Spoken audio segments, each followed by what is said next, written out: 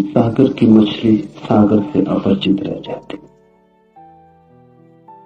इसलिए नहीं कि सागर बहुत दूर है, इसलिए कि सागर बहुत निकट है। जो दूर है वो दिखाई पड़ता है, जो निकट है वो आंख से ओझल हो जाता है। दूर को जानना कठिन नहीं, निकट को जानना नहीं, और जो निकट से भी निकट है उसे जानना असंभव।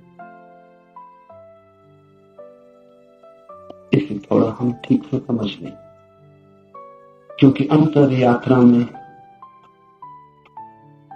अत्यंत अपरिहार्य है जानना। पूछते हैं लोग, कहां खोजें परमात्मा को?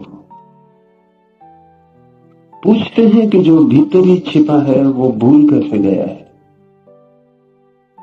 पूछते हैं कि जो इतना करीब है कि हृदय की धड़कन भी उतनी करीब नहीं, श्वासें भी उतनी पास नहीं स्वयं के, वो भी बिछड़ कैसे गया है?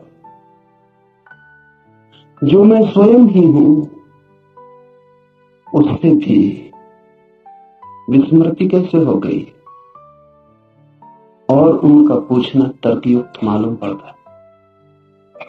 प्रतीत होता है वे जो पूछते हैं ठीक ही पूछते हैं, और लगता है कि होना नहीं चाहिए था ऐसा।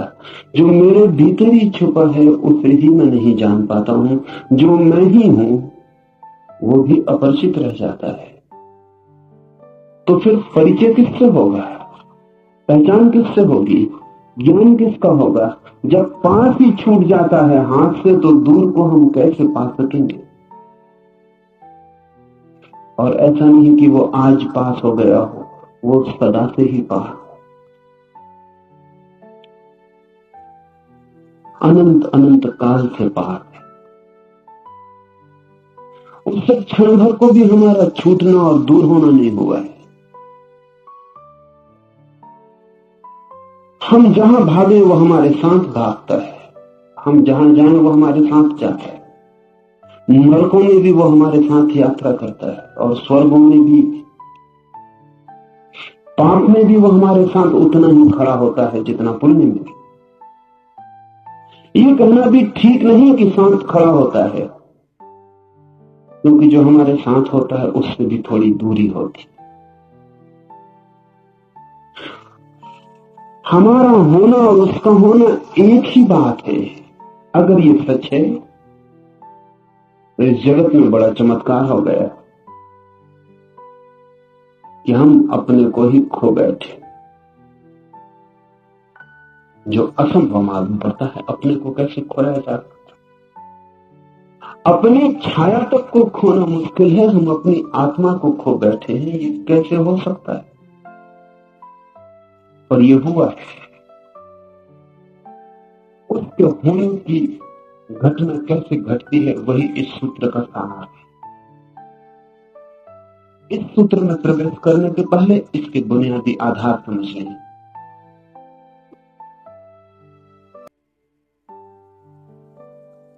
आंख की सीमा है, एक परिधि है। उससे ज्यादा दूर हो तो आंख नहीं देख पाती, उससे ज्यादा पास हो तो भी आंख नहीं देख पाती। आंख के देखने का एक विस्तार है। किसी चीज को आंख के बहुत पास ले आए फिर आंख नहीं देख पाएगी,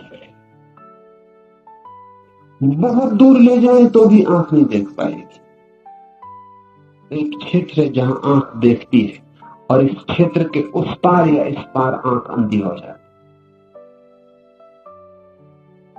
और आप तो इतने निकट हैं कि आंख के पास ही नहीं है, आंख के पीछे है। यही अड़चन है। ऐसा समझें कि दर्पण के सामने खड़े हैं, तो एक खास दूरी से दर्पण पर ठीक प्रतिबिंब बनता है। अगर बहुत दूर चले जाएं तो फिर दर्पण पर प्रतिबिंब नहीं बनेगा। बहुत पास आ जाए कि आंख को दर्पण से नहीं लगा ले तो प्रतिबिंब दिखाई नहीं पड़ेगा। लेकिन यहां मामला ऐसा है कि आप दर्पण के पीछे खड़े, इसलिए दर्पण पे प्रतिबिंब बनने का कोई उपाय ही नहीं। आंख आगे है, आंख पीछे है। आंख देखती है उसको जो आंख के आगे हो, आंख उसको कैसे देखे जो आंख के पीछे। कान सुनते हैं उसको जो कान के बाहर है, कान उसको कैसे सुने जो कान के भीतर है। आंख बाहर खुलती है, कान भी बाहर खुलते हैं। मैं आपको छू सकता हूं, अपने को कैसे छू? और अगर अपने शरीर को भी छू लेता हूं इसीलिए, तो वो इसीलिए कि शरीर भी मैं नहीं हूं, वो भी पराया है, इसलिए छू लेता। लेकिन जो मैं हूं, जो छू रहा है, उसे कैसे छू? उसे किससे छू? इसलिए हाथ सब छू लेते हैं और खुद को नहीं छू पाते। आंख सब देख लेते हैं और खुद को नहीं देख पाते। अपने लिए हम बिल्कुल अंधे, हमारी कोई इंद्रिय काम की नहीं है। जिन इंद्रियों से हम परिचित हैं कोई भी काम की नहीं। अगर कोई और इंद्रिय का उद्घाटन ना हो जो भीतर देखती हो, अगर कोई और आंख न खुल जाए जो भीतर देखती हो, जो पीछे देखती हो, जो उल्टा देखती हो, कोई कान न खुल जाए जिस पर भीतर की ध्वनि तरंगें भी प्रभाव लाती हो, तब तक हम स्वयं को देख और जान और सुन न पाएंगे। तब तक स्वयं को छूने का कोई उपाय नहीं। जो निकट है वो चूक जाता है, जो निकट से भी निकट है वो असंभव। इसीलिए मछली सागर को नहीं जान पाती। दूसरी बात, सागर में ही पैदा होती है, सागर में ही जीती है, सागर ही उसका भोजन, सागर ही उसका पेय, सागर ही उसका प्राण, सागर ही सब कुछ। फिर सागर में ही मरती और लीन हो जाती। जानने के लिए मौका नहीं मिलता क्योंकि दूरी नहीं मिलती, फासला नहीं मिलता। मछली को सागर का पता चलता है अगर कोई उठा के उसे सागर के किनारे फेंक दे, तभी। ये बड़ी उल्टी बात हुई।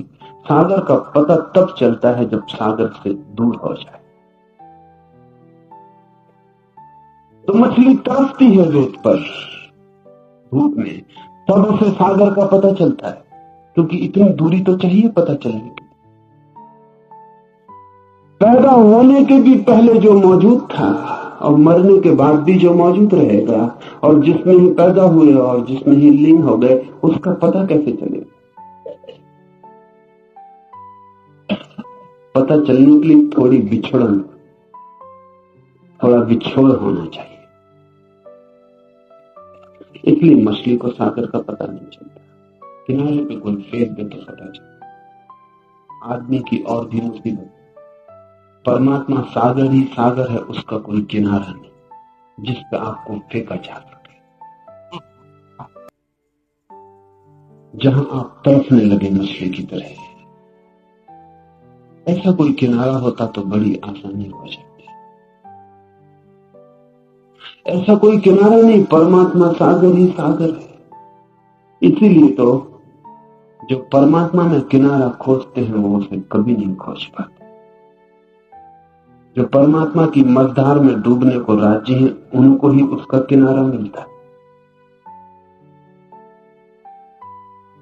किनारा है ही नहीं, खोजने का कोई उपाय नहीं। और किनारा हो भी कैसे? सब चीजों का किनारा हो सकता है, समस्त का किनारा नहीं होता, क्योंकि किनारा बनता है किसी और चीज से। नदी का किनारा बनता है, सागर का किनारा बनता है किसी और चीज से। परमात्मा के अतिरिक्त कुछ और नहीं है जिससे किनारा बन सके। परमात्मा का अर्थ ही इतना है कि जिसके अतिरिक्त और कुछ नहीं। परमात्मा का मतलब कोई आकाश में बैठे हुए किसी व्यक्ति का नहीं है जो जगत को चला रहा हो। ये तो बच्चों की कहानियां। परमात्मा से अर्थ है उस तत्व का जिसके अतिरिक्त और कुछ भी नहीं। ये उसकी वैज्ञानिक परिभाषा हुई। परमात्मा का अर्थ है समस्त, सर्व, सब कुछ, जो भी है। जो भी है उसका कोई किनारा नहीं हो सकता है, क्योंकि उसके अतिरिक्त कुछ किनारा बनने को बचता नहीं है। इसलिए परमात्मा मझधार है, वहां कोई किनारा नहीं। जो डूबने को राजी है वो उबर जाता है, जो उबरने की कोशिश करता है बुरी तरह डूबता है।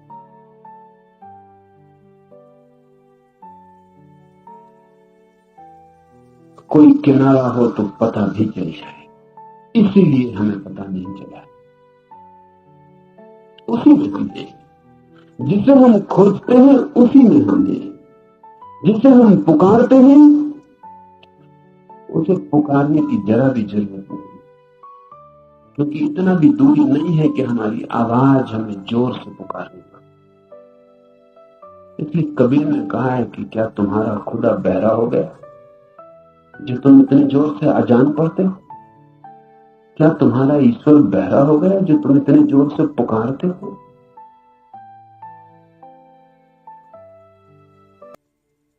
इतना पास है कि आवाज देने की भी तो जरूरत नहीं। अगर मौन भी कुछ भीतर होगा तो वो भी सुन लिया जाएगा, इतने पास। दूसरे को पुकारना हो तो आवाज देनी पड़ती है, खुद को पुकारने के लिए आवाज देने की भी क्या जरूरत है? दूसरे का तो तभी सुनाई पड़ता है जब शब्द ध्वनिक हो, स्वयं का तो मौन भी सुनाई पड़ता है।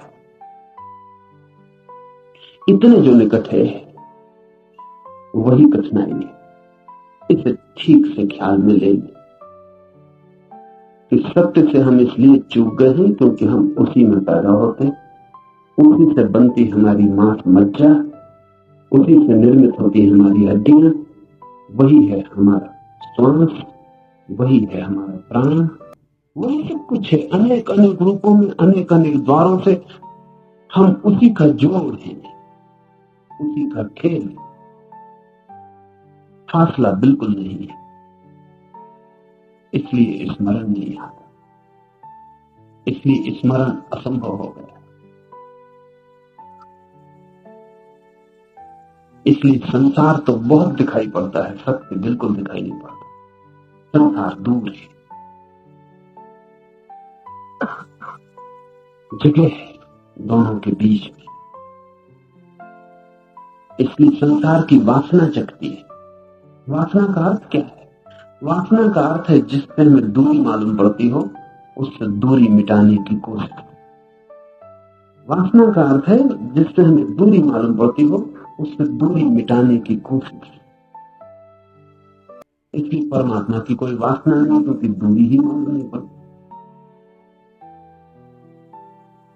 या कभी कोई परमात्मा को खोजता भी मालूम पड़ता है तो झूठी वासना मालूम पड़ती। परमात्मा के नाम से कुछ और, नाम परमात्मा का लेता है, चाहता कुछ और है। शक्ति चाहता हो, सिद्धि चाहता हो, धन चाहता हो, पद चाहता हो, कुछ और।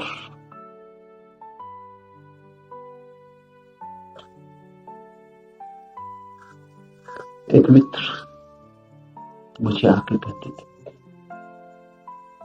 कि जब से आपके शिविर में, साधना में लीन होने लगे बड़ा लाभ हो रहा है। पूछा क्या लाभ हो रहा है?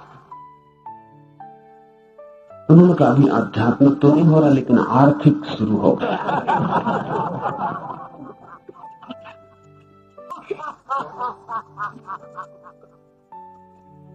ठीक,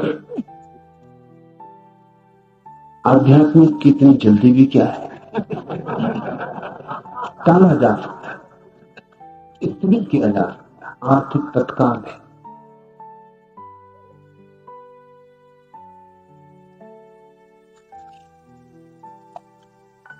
हम खोजते कुछ और है, नाम कुछ और देते हैं। जहां जहां हमने परमात्मा लिख छोड़ा है, अगर जरा हम लेबल उखाड़े तो भीतर कुछ और पाया जाए। हम कुछ और चाहते हैं। जो आदमी कुछ और चाहता है परमात्मा के नाम से, वो आदमी उससे ज्यादा बेईमान है जो सीधा संसार चाहता है। कम से कम एक ऑनेस्टी, एक ईमानदारी है, एक प्रामाणिकता है। एक आदमी कहता है मैं धन चाहता हूं, एक आदमी कहता है मैं काम वासना चाहता हूं, एक आदमी कहता है मुझे पद चाहिए, अहंकार की तरफ चाहिए, एक आदमी कहता मैं तो परमात्मा चाहता हूं। लेकिन परमात्मा की चाह में मन उसका कुछ ऐसा ही है कि एक दिन दुनिया को दिखा दूं कि मेरी मुट्ठी में परमात्मा। इसलिए परमात्मा की खोजी को अगर ख्याल से देखें, अगर उसका अहंकार बढ़ता जाए तो समझना कि उसकी खोज किसी और चीज की। अहंकार क्षीण होता जाए, टूटता जाए, विसर्जित होता जाए तो ही समझना कि खोज परमात्मा की। सन्यासियों की अकल जाहिर है, महात्माओं की अकल, बड़े बड़े राजनीतिक भी मात हो जाए उस अकल।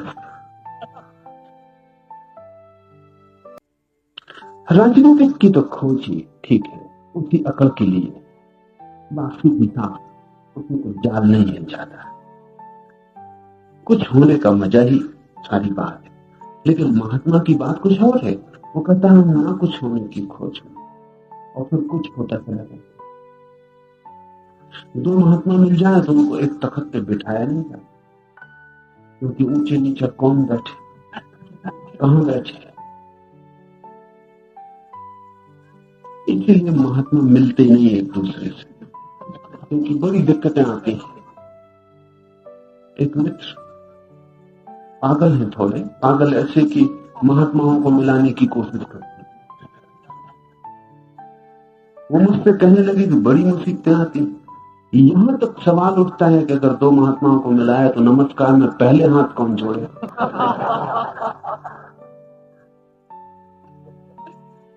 कठिन मामला, संसारी भी इतने संसारी नहीं मालूम होते, न भी जोड़ना चाहते हो हाथ तो भी जोड़ लेते। मन में भला होता हो कि दूसरे पहले जोड़ता है, लेकिन फिर भी इसको छिपा के चलते हैं, अभद्र मालूम पड़ता है। लेकिन महात्माओं को अभद्र भी नहीं मालूम पड़ता। कुछ महात्मा तो नमस्कार करते ही नहीं, उन्होंने व्यवस्था ही बंद कर रखी है, वो सिर्फ आशीर्वाद देते हैं।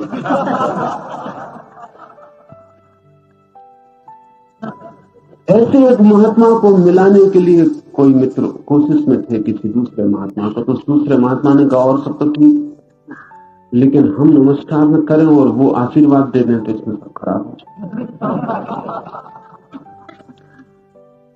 ये हमारी खोज कुछ और है, धर्म से कुछ, परमात्मा से कुछ लेना देना नहीं। हम कुछ और चाह रहे हैं, हम कुछ और मांग रहे हैं, लेकिन बेईमान है और हमने शब्द कुछ और ओढ़ रखे। परमात्मा की खोज कैसे हो, क्योंकि दूरी नहीं है। दूरी हो तो वासना जगती है, फासला हो तो दिल होता है दौड़े, फासला हो तो जीतने की आकांक्षा पैदा होती, कठिनाई हो तो अहंकार को रस आता है पराजित करने का, जीतने का। फासला ही नहीं, दूरी ही नहीं, परमात्मा मिला ही हुआ है। ऐसी हालत जैसे कि तेंजिंग या हिलरी एवरेस्ट पर चढ़ते तो मजा क्या है, पहला आदमी मनुष्य के इतिहास में एवरेस्ट पर खड़ा हो जाए, और तो एवरेस्ट पे कुछ भी नहीं है,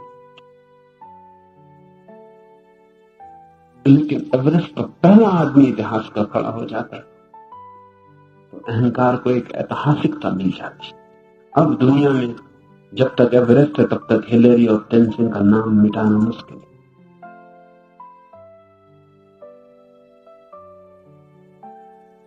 अभी चांद की इतनी दौड़ चलती थी, तो बड़े मजे की बात है कि चांद पर हम क्या छोड़ आए। जो गए वो ईसाई है, लेकिन जीसस की मूर्ति नहीं छोड़ा है, झंडा छोड़ा है अमेरिका का। थोड़ा सोचे, झंडे असली हैं, जीसस वगैरह सब झूठे हैं। ख्याल भी नहीं आया अमेरिका के यात्रियों को कि जीसस की एक छोटी मूर्ति भी ले जाए कम से कम। झंडा ले गए। झंडा है असली आदमी का अहंकार। और जीसस का भी कभी काम भी नाम ले लेते हैं तब उसका मतलब भी झंडा होता है और कुछ मतलब नहीं होता। जब लड़ना हो, झंडा ऊंचा रहे हमारा, तब जीसस, राम, कृष्ण, बुद्ध सब आ जाते। मगर उनका भी उपयोग झंडे से ज्यादा नहीं, वो भी आदमी के अहंकार पर लगाई गई पताकाएं। चांद पर हम छोड़ाए हैं झंडे। आदमी इस आकांक्षा में लगा रहता है, कुछ मैं कर दिखाऊं जो मैं ही कर पाऊं, ताकि मेरा मैं एक ऐतिहासिकता दे दे। पर अगर आप एवरेस्ट पे ही पैदा हुए हो तब बड़ी मुश्किल में पड़ जाएंगे, झंडा भी कहां लगाएं। आदमी परमात्मा पर ही पैदा हुआ है, वही है। आप वहां हैं ही, वहां से आपका कभी जाना नहीं हुआ। वही है आपकी भूमि जहां आप खड़े। इसलिए परमात्मा के पाने में कोई अहंकार की दौड़ नहीं है, गुंजाइश नहीं, कोई तरह का रस नहीं मालूम पड़ता। फिर परमात्मा की वासना भी ना हो तो अभिप्सा, प्यास कैसे जगे? परमात्मा की प्यास बड़े उल्टे ढंग से जगती है। इसे ख्याल में ले लें, क्योंकि उसके अतिरिक्त और कोई रास्ता नहीं। संसार की प्यास जगती है दूरी से, और अगर अलंघ दूरी हो तो आकर्षण भारी हो जाता है। और इसलिए संसार में जो चीजें भी पाली जाती हैं उनका मजा चला जाता है, क्योंकि दूरी खत्म हो जाती है। आप एक स्त्री को पाना चाहते थे, फिर पा लिया। आप एक मकान बनाना चाहते थे, बन गया। आप सोने का शिखर चढ़ाना चाहते थे अपने मकान पर, वो चढ़ गया। अब जो मिल जाता है वो व्यर्थ हो जाता है, क्योंकि वो पास आ जाता है, उसमें दूरी नहीं रह जाती। दूर हो, कठिनाई हो, कोई न पा सके, आप ही पा सके तो ही मजा होता है।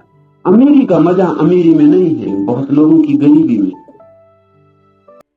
अगर सब लोग अमीर हो जाएं, बात खराब हो जाए।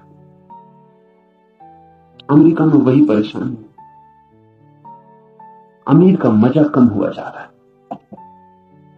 गरीब भी वही कपड़े पहन रहा है, उन्हीं कारों में चल रहा है, उन्हीं मकानों में रह रहा है। गरीब और अमीर के बीच अब कोई बहुत बुनियादी फासला नहीं।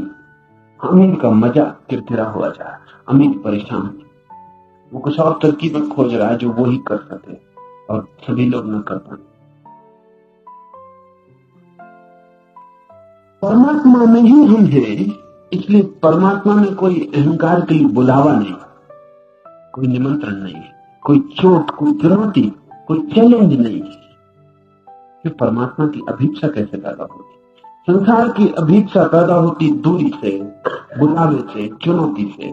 परमात्मा की अभीप्सा होती संसार की असफलता से। ख्याल कर लो, जब आप सब तरफ दौड़ चुकते हैं और सब तरफ हार जाते हैं, सब पा लेते हैं और सब व्यर्थ हो जाता है, खोज पूरी हो जाती है और पूरे होते ही नकार हो जाता है, सब शून्य हो। हाथ में आते ही सब चीजें मिट्टी सिद्ध होती हैं, दूर सब सोना मालूम पड़ती है। जितनी हो दूरी उतना स्वर्ण शुद्ध मालूम पड़ता है। जैसे जैसे पास आता है अशुद्ध होने लगता है, और पास आता है मिट्टी होने लगता है। यूनानी कथा मिदास की है। कथा में बड़ा व्यंग है। कथा है कि मिदास ने ऐसी सिद्धि पा ली, ऐसा वरदान पा लिया कि जो भी छुए सोना हो जाए। हम सब मिदास से उल्टे, जो भी छुए मिट्टी हो जाए। लेकिन बड़ा मजा है, मिदास भी मुश्किल में पड़ गया था, तो हमारी मुश्किल का तो क्या अंत। मिदास जो भी छूता है सोना हो जाता। उसने अपनी पत्नी को छुआ, वो सोना हो गई। उसने भोजन छुआ, वो सोना हो गया।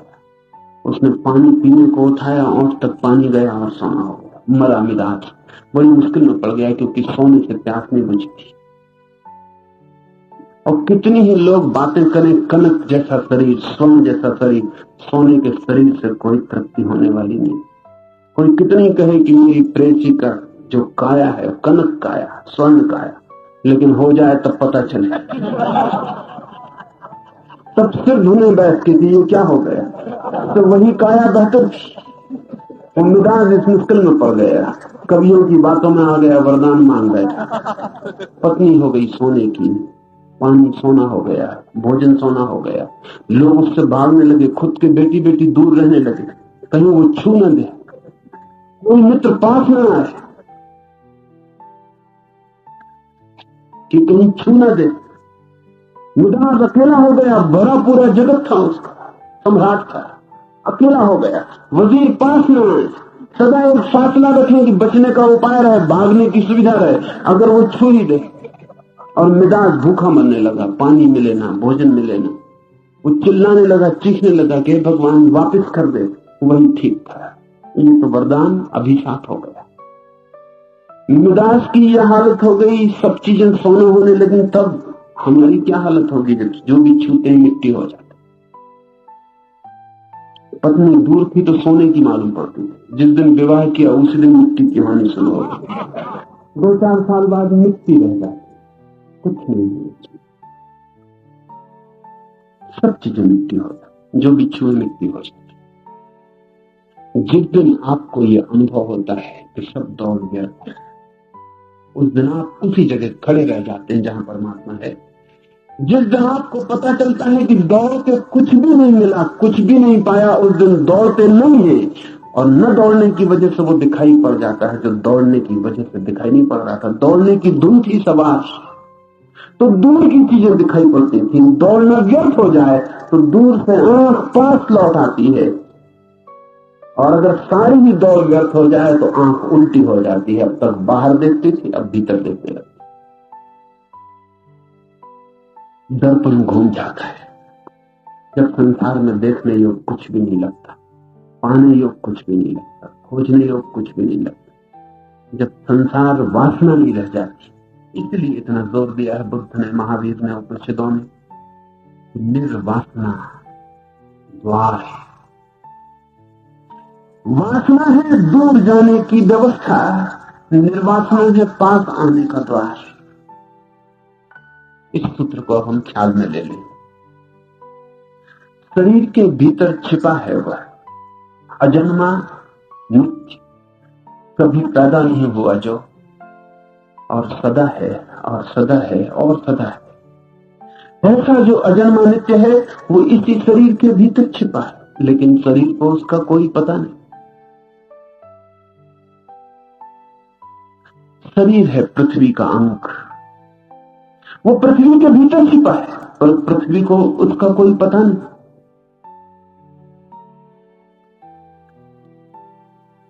इसी की पुनरुक्ति है इसी सूत्र की।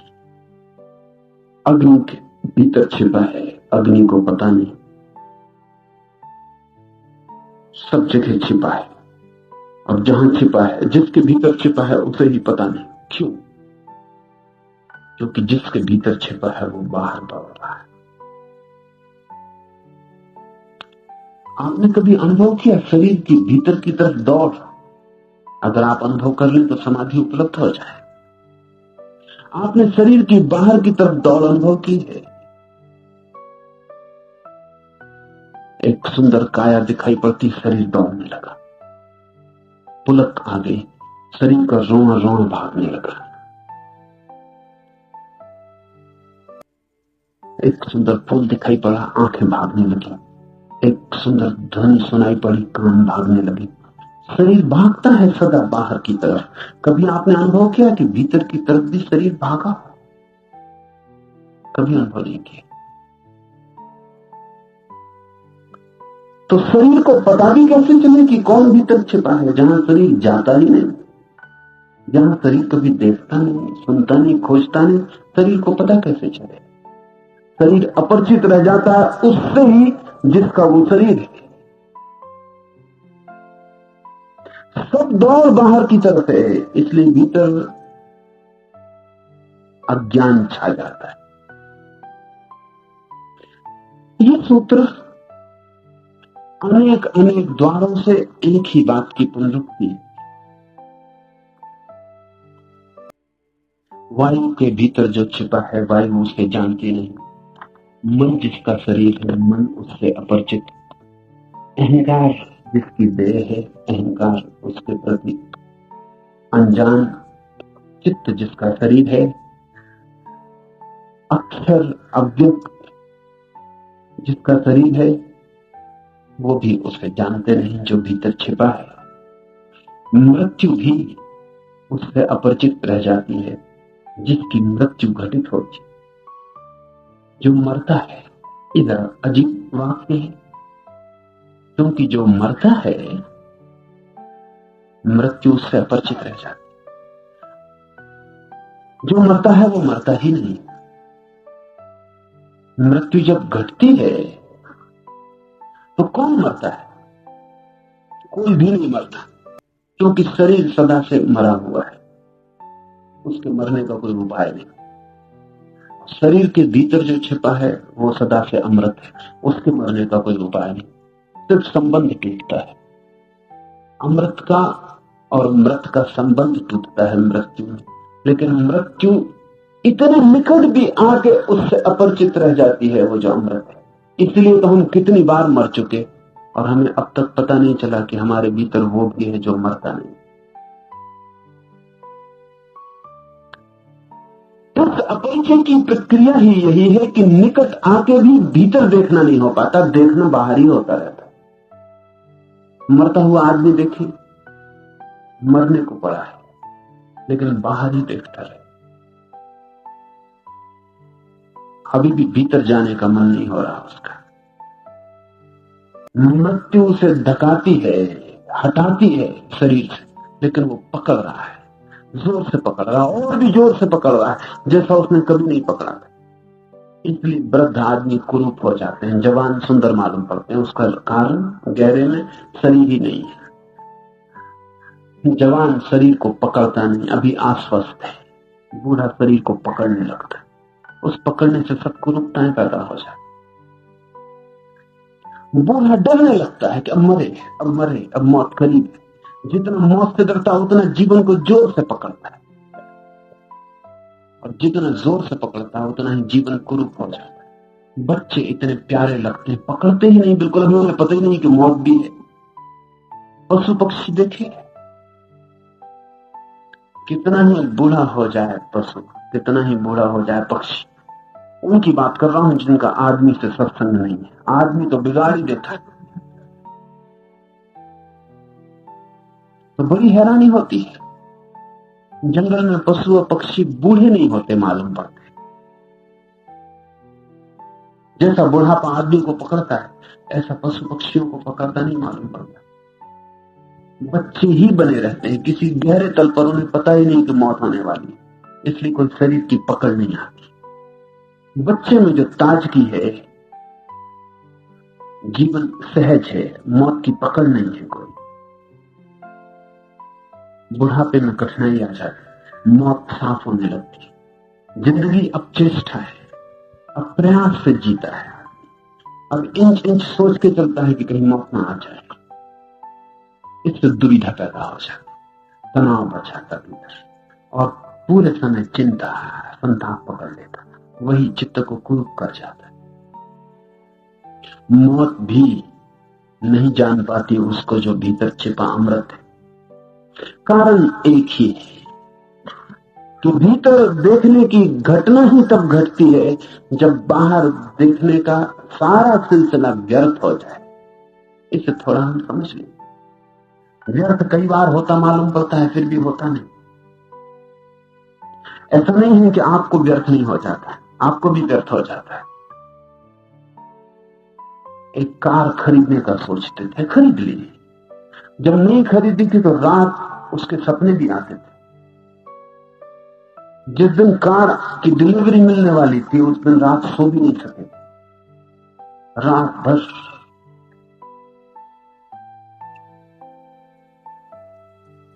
ओर्टेगा वाई गासिट ने लिखा है अपने एक मित्र के बाबत तो उसने एक बहुत खूबसूरत गाड़ी फेरारी खरीदी, बड़ी कीमती गाड़ी। और पहले ही दिन लेके उसे निकला, जरा सी खरोच लग गई। बच्चा नहीं था मित्र, 50 साल का आदमी था, जरा पढ़ा लिखा नहीं था, यूनिवर्सिटी का प्रोफेसर था, साधारण विषय का प्रोफेसर नहीं था, फिलोसफी का प्रोफेसर। ओर्टेगा वाई गासिप ने लिखा है कि मैंने अपने उस मित्र को अपनी मां के कंधे पर सिर रख के रोते देखा। फेरारी में खरोच लग गई, कार की कीमती, न मालूम कितने सपने देखे होंगे। जो खरोच थी वो भीतर तक चली गई, आत्मा तक प्रवेश कर गई होगी, तभी रोया है। रोते आप सब भी हैं। वो आदमी जरा ईमानदार रहा होगा, खुली सड़क पर मां के कंधे पर सिर रख कर रोने लगा। लेकिन कितने दिन चलेगा ये? 2-4 दिन में फेरारी पुरानी पड़ जाएगी। महीने 2 महीने में ये आदमी इसी गाड़ी में बैठेगा, इसे पता भी नहीं चलेगा कि किस गाड़ी में बैठा है। इस गाड़ी से ऊब जाएगा, लेकिन गाड़ियों से नहीं उबेगा, दूसरी गाड़ी को सपना पकड़ ले। सोचेगा कि रॉल्स रॉयस हो जाए, कुछ और। एक स्त्री से उब जाएगा मन, एक पुरुष से उब जाएगा, लेकिन स्त्रियों से नहीं उबेगा, पुरुषों से नहीं उबेगा। ऊब तो हम भी हैं, लेकिन हमारी ऊब वस्तुओं से बंधी होती। हमारी ऊब दर्शन नहीं बनती, हमारी ऊब दृष्टि नहीं बनती। इस चीज से उबते हैं तो ठीक वैसे ही दूसरी चीज से पकड़ जाते हैं, और ये सिलसिला जारी रहता है। इतना ही फर्क है आप में और किसी बुद्ध में कि आप एक स्त्री से उबते हैं, दूसरी स्त्री में रस बना रहता है। अपनी स्त्री से उब जाते हैं, दूसरे की स्त्री में रस बना रहता है। जो पास है वो व्यर्थ हो जाता है, लेकिन जो दूर है वो सार्थक मालूम है। वो भी कल पास आके व्यर्थ हो जाएगा, लेकिन सभी चीजें पास नहीं आ पाती, कुछ चीजें दूर बनी ही रहती, इसलिए रस बना ही रहता, वासना दौड़ती रहती। बुद्ध एक स्त्री में उब के समस्त स्त्री से उब जाता। बुद्ध एक महल में रह के सब महलों में रह लेते। बुद्ध के लिए एक घटना काफी है, ये वैज्ञानिक बात है। एक पानी की बूंद अगर जान ली जाए तो सब सागर जान लिए गए। वो पागल होगा वैज्ञानिक जो पूरे सागरों की जांच करता रहे और कहे कि जब मैं सब पानी की बूंदों की जांच कर लूंगा तब वक्तव्य दूंगा कि पानी हाइड्रोजन और ऑक्सीजन से बनता है। हम सब वैसे ही पागल हैं। एक वैज्ञानिक एक बूंद को परख लेता, खोज लेता, तोड़ लेता, पा लेता है कि H2O, ये उदजन और ऑक्सीजन के अणुओं का ऐसा जोड़। खत्म हो गए, सब सागर व्यर्थ हो गए, सब सागर जान लिए गए। अब कहीं भी होगा पानी, न केवल इस पृथ्वी पर। वैज्ञानिक कहते हैं कि कोई 50,000 पृथ्वियां होंगी सारे विस्तार में। इन 50,000 पृथ्वियों पर कहीं भी अगर पानी होगा तो भी H2O, तो भी वो बनेगा इसी व्यवस्था। सारा पानी जान लिया गया है एक बूंद को जानकर। एक वासना की व्यवस्था को समझकर सारी वासना को जो जान लेता है वो बुद्ध हो जाता है। एक वासना को पहचान कर उसकी व्यर्थता को, उसकी अनिवार्य व्यर्थता को, उसकी अपरिहार्य असफलता को जो देख लेता, उसकी वासना गिर जाती। उसकी वासना ऐसे गिर जाती है जैसे लंगड़े के बैसाखियां अचानक गिर जाएं। उनसे ही वो चलता था, पैर तो थे नहीं चलने के, बैसाखियों से चलता था, लकड़ी के पैर थे। अचानक बैसाखियां गिर जाएं और लंगड़ा वहीं गिर पड़े। ठीक ऐसी ही घटना घटती है जब वासना की बैसाखियां गिर जाती। संसार में चलने के कोई पैर थोड़ी है, लकड़ी के पैर है। नकली पैर हैं, वासनाओं से निर्मित है।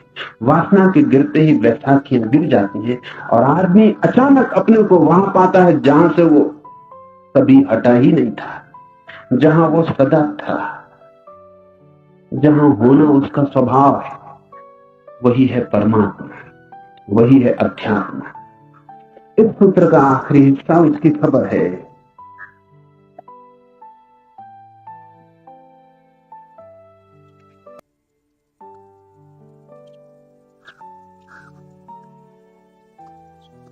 मृत्यु जिसका शरीर है और मृत्यु के अंदर जो है और मृत्यु जिसे जानती नहीं, वही इन सर्वभूतों का अंतरात्मा। उसके पाप नष्ट हो गए हैं और वही एक दिव्य देव नारायण है। देह इंद्रियां आदि अनात्म पदार्थ हैं, इनके ऊपर मैं मेरा ऐसा जो भाव है वो अध्यास भ्रम है। इसलिए विद्वान को ब्रह्मनिष्ठा द्वारा इस अध्यास को, इस भ्रम को दूर करना चाहिए।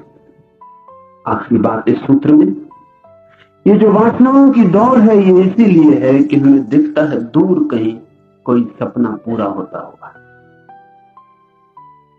जैसे मरुस्थल में कोई देखता है दूर मालूम होता है जल का सरोवर, दौड़ता है, जल के लिए दौड़ता है, वहां जाके पाता है ना मुझे कुछ रेत ही रेत है,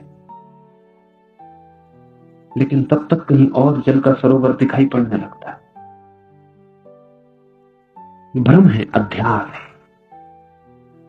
सूर्य की किरणें जब तपती हैं जोर से रेत के ऊपर और वापस लौटती, रिफ्लेक्ट होती, जब वापस लौटने लगते हैं, तो कपती हुई सूर्य की किरणें जब वापस लौटती हैं तो उनके कंपन के कारण भ्रम पैदा होता है कि लहरें कप रही हैं। और वो कंपन इतना सतत होता है और कंपन की एक धारा बन जाती है कि अगर पास में कोई वृक्ष खड़ा हो तो उस कंपन में उस वृक्ष की छाया नीचे दिखाई पड़ने लगती है। वो कंपन दर्पण का काम करने लगता है। और जब आपको दूर से दिखाई पड़ता हो पानी भी, और न केवल पानी, आकाश में उड़ती हुई बदलियों की नीचे प्रतिछाया भी दिखाई पड़ती हो, तो भरोसा भी कैसे ना करें। आकाश में उड़ते हो कबूतर या आकाश में उड़ती हो बगलों की कतार और नीचे पानी में भी उसकी छाया हो जाती हो, पास में खड़े वृक्ष भी नीचे दिखाई पड़ते हो, तो फिर भरोसा पक्का हो जाता है कि पानी होना चाहिए। न केवल लहरें दिखाई पड़ती हैं, लहरों में प्रतिबिंब भी दिखाई पड़ता है। पास जाके जैसे जैसे पास पहुंचते हैं वैसे वैसे तिरोहित होने लगती हैं छायाएं, बिल्कुल पास पहुंच के रेत हाथ लगती। अध्यास का अर्थ है जो नहीं है उसका दिखाई पड़ना। शंकर के लिए ये बड़ा प्यारा शब्द है और उपनिषदों के लिए बड़ा आधारभूत। अध्यास का अर्थ है प्रोजेक्शन, क्षेपण, जो नहीं है उसका दिखाई पड़ना। वो जो दिखाई पड़ता है वहां है नहीं, आप अपने भीतर से आरोपित करते हैं। आप ही कारणभूत हैं उसे आरोपित करने के। एक चेहरा आपको सुंदर लगता है, वो सौंदर्य वहां है या आप आरोपित करते हैं, क्योंकि कल वही चेहरा आपको कुरूप लग सकता है। हो सकता है कल तक सुंदर ना लगा हो, आज अचानक आपका दिव्य चक्षु खुल गया और आपको सुंदर दिखाई पड़ने लगा, और आपके मित्रों को अभी भी दिखाई नहीं पड़ता। कहते हैं लैला सुंदर नहीं थी, मजनू को दिखाई पड़ती। सारा गांव परेशान था और लोगों ने समझाया मजनू को कि तू पागल है, इससे बहुत सुंदर लड़कियां गांव में है, तू व्यर्थ ही दीवाना होगा चाहता। तो कहा है मजनू ने कि लैला को देखना हो तो मजनू की आंख चाहिए। ये अध्यास। सवाल लैला नहीं, सवाल मजनू की आंख। सवाल वो नहीं है जो दिखाई पड़ रहा है, सवाल वो है जो देख रहा है। तो मजनू ने कहा मेरी आंख से देखो तब तुम्हें लैला दिखाई पड़ेगी। लेकिन इसमें खतरा है, मजनू की आंख से दिखाई पड़ेगी। अगर सच में मजनू की आंख उधार मिल जाए तो लैला जैसी मजनू को दिखाई पड़ती वैसी आपको दिखाई पड़ेगी। आंख भी एक चश्मा है, चश्मे के रंग उतर जाते हैं विषयों की। आपकी सारी इंद्रियां प्रक्षेपण कर रही है। आप चारों तरफ अपने तरफ एक जगत निर्माण कर रहे हैं। आपका मन केवल ग्राहक नहीं है, निर्माता है। आप बना रहे हैं एक दुनिया अपने चारों तरफ, सौंदर्य की, सुगंध की, इसकी उसकी, आप एक दुनिया निर्मित कर रहे हैं। ये दुनिया वैसी नहीं है जैसी आप देखते हैं, ये आप पर निर्भर है। और आप बदल जाते हैं तो दुनिया इसलिए तो बदल जाती है।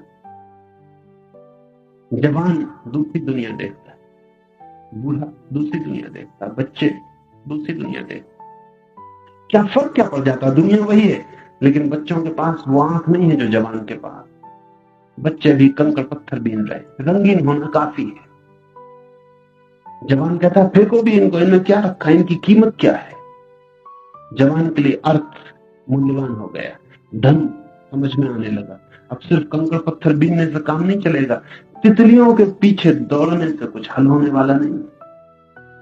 बच्चे तितलियां पकड़ते हैं, तितलियां स्वर्ग मालूम पड़ती, जवान बच्चों को ना समझ। फिर आदमी बूढ़ा हो जाता, इंद्रियां थक जाती, अनुभव तिक्त होते हैं, कड़वे होते हैं, मुंह उनकी बेस्वाद धारा से भर जाता। जवान भी उसको देखते हैं कि ये भी दूसरी तरह की तितलियां पकड़ रहे हैं। तितलियां बदल गई, तितलियां नहीं बदली, बस और तरह की तितलियां पकड़ रहे हैं। बूढ़े रह जाते हैं, समझाए चले जाते हैं, कोई जवान उनकी सुनता नहीं। उनने भी अपने बाप दादों की नहीं सुनी। नहीं सुनने का कारण है आंखें दूसरी हैं। बूढ़े की आंख अगर जवान को मिल जाए तो उसे भी ऐसा ही दिखाई पड़े। और ध्यान रखो कि मजा ये है कि अगर अभी बूढ़े को फिर जवान की आंख मिल जाए तो वो सब अनुभव भूल जाएंगे, वो जो ज्ञान बता रहे हैं वो सब भूल जाएगा, फिर जगत रंगीन हो जाए। सुना है मैंने, अमेरिका की सुप्रीम कोर्ट का एक चीफ जस्टिस, न्यायाधीश,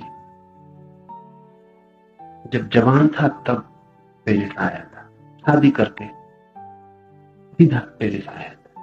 फिर 30 साल बाद जब बूढ़ा हो गया और बेटों की शादियां हो गई और बेटे पेरिस हो आए, तो फिर दोबारा अपनी पत्नी को लेकर, उसका नाम था पीरे। पेरिस देख के उसने अपनी पत्नी से कहा, वो बात ना रही पेरिस, सब फीका फीका हो गया। कहां वो दिन जब हम पहली दफा पेरिस आए, बात ही और थी, पेरिस कुछ और था। उसकी पत्नी ने कहा, माफ करें आप भूल रहे, पीरे और था, पेरिस तो वही है। हाँ, पेरिस तो अब भी वही है। जवान की आंख से देखें, पेरिस अब भी वही। पेरिस क्या बदलता, लोग बदल जाते, दृष्टि बदल जाती। दृष्टि के बदलने से अगर जगत बदल जाता है तो समझना कि आपने जो जाना था वो अध्यास था, वो दृष्टि की वजह से पैदा हुआ था, वो जगत नहीं था। क्या ऐसा भी कोई उपाय है कि बिना दृष्टि के जगत देखा जा सके? अगर हो तो ही जगत देखा जा सकता है, नहीं तो नहीं। दृष्टियां अध्यास है, इसलिए ख्याल रखें, दर्शन का मतलब दृष्टि नहीं है। दर्शन का मतलब है वैसी अवस्था जब सब दृष्टियां शांत हो जाती, कोई दृष्टि नहीं रह जाती, तब देखना। जब अपनी कोई आंख नहीं रह जाती थोपने को, और अपना कोई भाव नहीं रह जाता आरोपित करने को, अपनी कोई आकांक्षा नहीं रह जाती, मरुस्थल को तब देखना जब भीतर कोई प्यास नहीं होती। फिर मरुस्थल धोखा नहीं दे सकता, प्यास की वजह से धोखा होता है। पानी की चाह होती है और नहीं मिलता तो चाह और बढ़ जाती है, और जब चाह ज्यादा बढ़ जाती है तो मन विक्षिप्त हो जाता है, और जो नहीं है उसे भी मानने का मन होने लगता है। लेकिन एक ऐसी स्थिति भी है जब सब दृष्टियां छीन हो जाती और दर्शन का उदय होता है। कब होती हैं दृष्टियां छीन? दृष्टियां तभी छीन होती हैं जब सभी वासनाएं छीन हो जाती, क्योंकि हर दृष्टि वासना का खेल है, वासना का फैलाव। तो सूत्र कहता है, देह इंद्रियां आदि अनात्म पदार्थ हैं, इनके ऊपर में मेरा ऐसा जो भाव होता है वो अध्यास है। इसलिए बुद्धिमान को ब्रह्मनिष्ठा द्वारा इस अध्यास को दूर करना चाहिए। ब्रह्मनिष्ठा द्वारा, अपने में निष्ठा द्वारा हमारी निष्ठा हमेशा पराये में है, किसी और में, अपने में नहीं है। दौड़ कहीं और है, अपने में नहीं है। जहां कहीं और रहे हैं एक जगह को छोड़कर, वो जगह जो भीतर है। ब्रह्मनिष्ठा का अर्थ है ये वासनाओं की दौड़ हट गई, आदमी अपने में खड़ा हो गया। आदमी वहीं खड़ा हो गया जहां कोई मन नहीं है, कोई इंद्रियां नहीं है, कोई शरीर नहीं है, सिर्फ शुद्ध चैतन्य है। उसमें प्रतिष्ठित होते ही सब अध्यास टूट जाता, और तब संसार नहीं है, ब्रह्म ही है।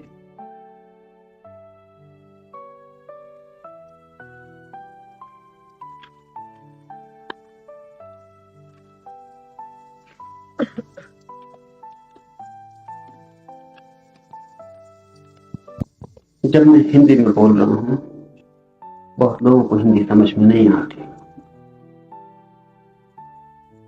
लेकिन वे भी उपयोग कर सकते हैं। जिन्हें हिंदी समझ में नहीं आती वे आंख बंद कर लें और केवल ध्वनि सुने। शांत बैठ जाएं जैसे ध्यान में हो, और बहुत बार जो शब्द समझ के भी समझ में ना आता, वो मात्र ध्वनि सुनने से समझ में आता है। जब मैं अंग्रेजी में बोल रहा हूं, जिन मित्रों को अंग्रेजी समझ में नहीं आती वो ऐसा ना सोचे कि उनके काम का नहीं है। आंख बंद कर लें और जो मैं बोल रहा हूं उसकी ध्वनि पर ध्यान करें। समझने की कोशिश न करें, जो भाषा समझ में नहीं आती समझने की कोशिश ही मत करें। बिल्कुल ना समझ होके शांत बैठ जाएं, सिर्फ ध्वनि का आघात ध्यान करें, सिर्फ सुने। वो सुनना ध्यान बन जाएगा और उपयोगी होगा। बड़ा सवाल समझना नहीं है, बड़ा सवाल शांत होना है। बड़ा सवाल सुनना नहीं है, बड़ा सवाल मौन होना है। तो कई बार तो ये होता है जो बात आपकी समझ में आ जाती है वो आपके भीतर विघ्न बन जाती है, क्योंकि उससे विचार शुरू हो जाता। कई बार तो अच्छा है कि जो बात बिल्कुल समझ में नहीं आती उसको सुने, क्योंकि फिर विचार नहीं चल सकते। जो समझ में नहीं आए तो विचार के चलने का कोई उपाय नहीं है, विचार रुक जाते। इसलिए कभी तो वृक्षों के बीच से गुजरती हुई हवा को सुनना, कभी पक्षियों की आवाज सुनना, कभी पानी की कलकल धारा से उठता निनाद सुनना ऋषि मुनियों को सुनने से भी ज्यादा बेहतर है। असली उपनिषद वहां बह रहे हैं और वो आपकी समझ में नहीं आएंगे, तो समझने की कोई जरूरत भी नहीं, सुनना काफी है। और जब समझ में ना आए और आप सुन सके तो थोड़ी देर में बुद्धि शांत हो जाती है, क्योंकि उसका कोई काम ही नहीं होता। और जब बुद्धि शांत हो जाती है तो आप वहां पहुंच जाते हैं